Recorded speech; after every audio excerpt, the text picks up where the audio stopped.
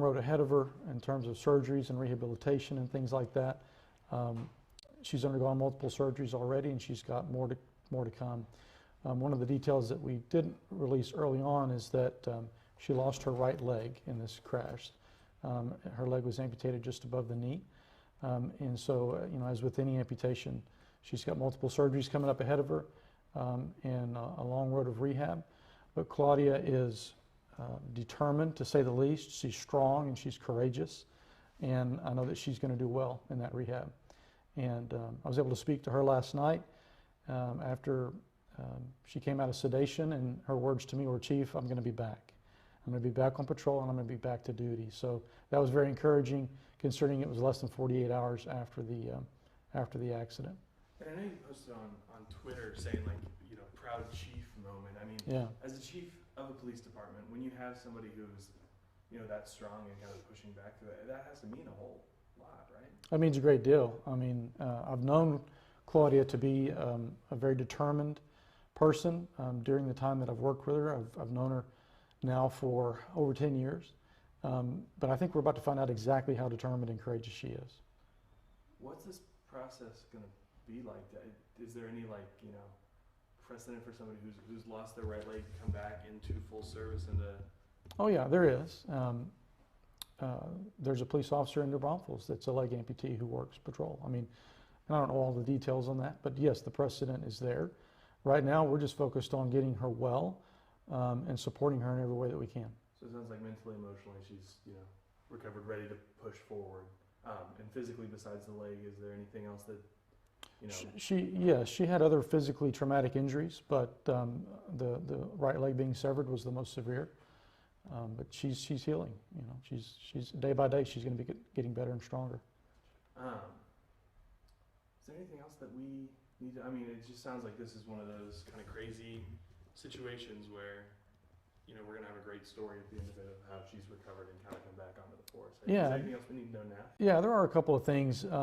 There have been a series of events that we can attribute to Claudia surviving this, and it's nothing short of a miracle, I think. But a citizen stopped to help her, and it turns out she was a nurse, medically trained, capable, and knew what to do, and made 3 makeshift tourniquets out of t-shirt material, and began to apply those before our officers arrived on scene and applied actual tourniquets. And so there was a combination of things there that I think contributed to Claudia surviving this event, that being one of them. Ironically, she's a nurse at the hospital where Claudia is being treated right now, and she works on the floor where Claudia is being treated. So I don't think those paths collided accidentally, if you know what I mean.